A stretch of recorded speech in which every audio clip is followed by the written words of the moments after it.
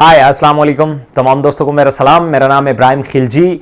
आज की ये जो वीडियो है ये बेसिकली इंसानी नफ्सियात ज़्यादातर लोग इसको समझने से कासिर होते हैं, जिसकी वजह से ये होता है कि बहुत सारे रिलेशन जो होते हैं ये बहुत सारी रंजिशें हम पाल लेते हैं। आइए आज समझते हैं कि सबसे पहले इंसानी नफ्सियात जिसको हमें समझना बड़ा ज़रूरी है, जिसके बगैर हम ज़िंदगी में एक कदम भी आगे नहीं बढ़ पाते किसी भी मैदान है। अब चाहे तो वो रिलेशन बिल्डिंग का हो, बिजनेस बिल्डिंग का हो, या ओवरऑल कोई भी सोसाइटी में या समाजी कोई भी काम हो, हम उसमें तरक्की उस टाइम तक नहीं कर सकते जब तक हम लोगों के साथ उनकी नफ्सियात को नहीं समझेंगे। जब तक हम उनकी नफ्सियात नहीं समझेंगे हम उनके साथ नहीं चल सकते। अगर हमें उनकी हेल्प चाहिए, उनकी मदद चाहिए, जो कि ओवरऑल हर फील्ड में हमें चाहिए, तो हमें सबसे पहले उनकी नफ्सियात को समझना पड़ेगा। मैं आपको कल का वाकया सुनाता हूं। मैं कुछ दिन पहले की बात है, मैं ऑफिस से घर आ रहा था तो रास्ते में फ्रूट्स शॉप्स आती हैं, तो मैं वहाँ एक जगह पे रुक गया और मैं कुछ फ्रूट्स लेना चाह रहा था। और जब मैंने फ्रूट लिए तो एज यूजुअल जैसे पाकिस्तानी रेट के ऊपर बहस करते हैं, तो मैंने भी जब बहस शुरू की तो उस शख्स ने मुझे कुछ मजहबी दलाइल दिए, कुछ दीनी दलाइल दिए।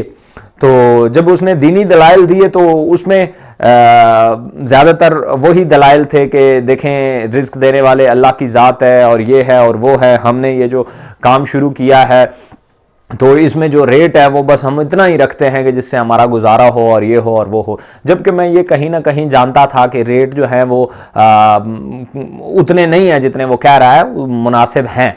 अच्छा, जैसे ही उसने दीनी दलाइल देना शुरू किए तो मैंने भी कुछ आगे से रिप्लाई किया, तो वो एकदम रुक गया। और रुकने के बाद वो बिल्कुल ऐसी पोजीशन में आ गया कि जैसे एक उस्ताद के सामने एक शागिर्द जो होता है वो जैसे हाथ बांध के खड़ा हो गया, मुझे तो कुछ पता नहीं, मुझे तो ये नहीं, मुझे तो वो नहीं, मैं तो अनपढ़ आदमी हूँ, बस मुझे ये शौक़ है दीनी बातें सीखने का और उसके बाद उस पर बहस करने का, मुझे बड़ा शौक़ है ताकि मेरी इस्लाह होती रहे।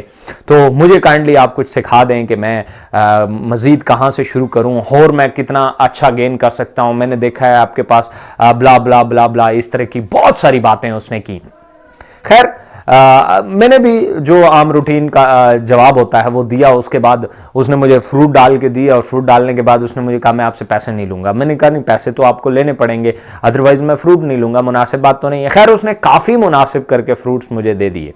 अब इसका हरगिज़ मतलब नहीं था कि मैंने ये सारे बातें इसलिए की कि मैं फ्रूट सस्ता करवा लूँ।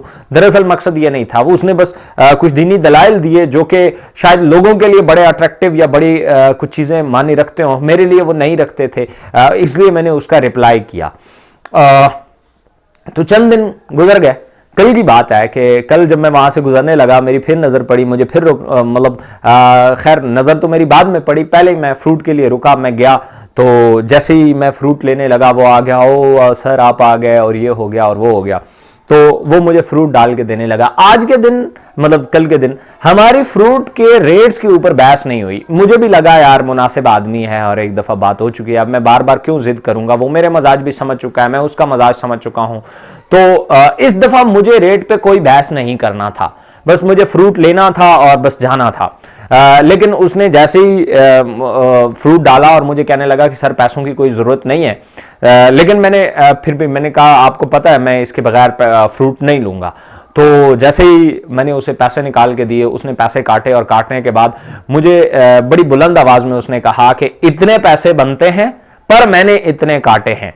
तो मैं आगे से हंसना शुरू हो गया और चला गया। उसके बाद मैं सारी रात सोचता रहा कि दरअसल ये क्या वजह है, इसके पीछे सेम रीज़न है। हमारी लाइफ में डिफरेंट एंगल से लोग करते रहते हैं। इंसानी नफ्सियात में एक चीज़ है कि जब भी वो कोई नेकी करे किसी बंदे के साथ, खास तौर पे इवन खुदा के साथ नेकी तो नहीं होती तो अपने लिए, बट अगर वो कोई फ़र्ज निभाए अपना दीनी या मजहबी या व्हाटएवर किसी तरह का भी, तो उसकी पूरी कोशिश रहती है कि वो किसी तरीके से ये एहसास दिलाए अगले बंदे को जिसके साथ नेकी की गई है कि मैं आपको मतलब उसकी कोशिश होती है कि वो डायरेक्टली अगर नहीं कहता कि मैंने आपके लिए ये किया, तो वो किसी न किसी तरीके से अपनी कोशिश को जारी रखता है कि किसी तरीके से इसको एहसास हो जाए कि आपका ये जो काम हुआ है या जो ये आपके साथ आपका मसला हल हुआ है ये मैंने किया है। और अगर सेम इसी बात को कोई दूसरा शख्स اس خواہش کی تکمیل کے لیے کوشش کرتا ہے کہ وہ اب ہمارے ساتھ کوئی نیکی کرے اور پھر وہ کسی طریقے سے کوشش کر رہا ہو ہمیں یہ احساس دلانے کی اس نے نیکی ہمارے ساتھ کی ہے، تو ہم اس کو احسان جتانا کہتے ہیں۔ جی بڑا احسان جتاتا ہے، ایک دفعہ تو اس کا احسان لے لو تو اس کے بعد تو احسان ہی جتاتا رہتا ہے۔